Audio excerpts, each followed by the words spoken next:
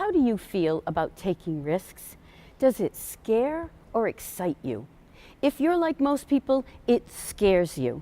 But if your success isn't coming around at about the desired pace, then maybe it's time for you to consider getting excited and inspired about taking some risks in your life and your career. You know, most of us have grown up with the mindset that risks are to be avoided almost at all costs. But if we continue to think of risk only in negative terms, without actually considering the upside potential, we will never be able to push past the fear that naturally accompanies trying anything new and create breakthrough performance in our lives. So I'd like to give you 3 quick tips today on how you can take a little bit more reasonable and appropriate risk in your life and your career. And the first one is to take your life and your career off autopilot. So many of us just go through our days and months and years doing the same old way, and we stop recognizing new opportunities to serve as they arise. But what I want you to think about is you may be able to consider yourself and make yourself indispensable by doing this.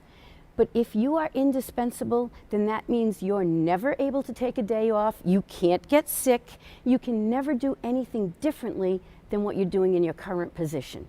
So I want you to think about changing your focus from being indispensable and just filling hours, which anyone can do, to being invaluable to your organization. When you become invaluable, that's when you become an asset. And an asset is always able to be used in new and unique ways to provide value to the organization.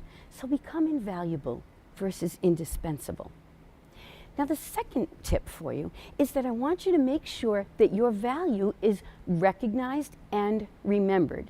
It doesn't do you any good to be the most valuable asset in an organization if no one knows about it, but be subtle about it. You know, a friend of mine told me he once inadvertently found his name on a list of candidates that was being considered for layoff after 2 companies merged. Now, he wasn't sure what to do, but suddenly an opportunity to take a risk presented itself when he met the CEO in the hallway. Now, he had done some unique and valuable training of 2 individuals in the previous year who he knew served the CEO. So he happened to casually mention to the CEO, "Hey, how are those 2 people working out for you?"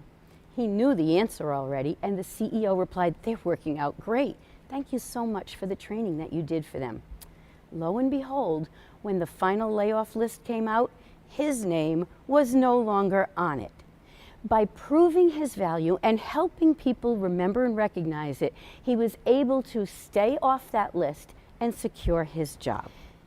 Now, the third tip that I'd like you is to make sure that you utilize your hidden and underused talents and abilities.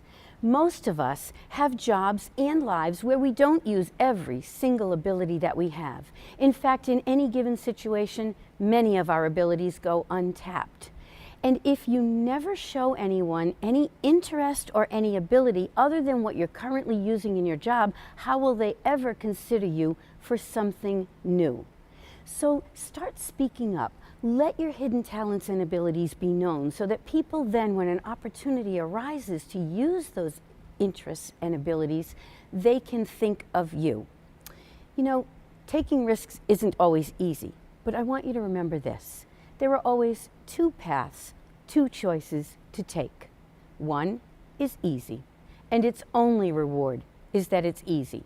Do we really want to do things because they're easy? Or do we want to do things because they're worth it? I hope you have some happy and prosperous risk-taking.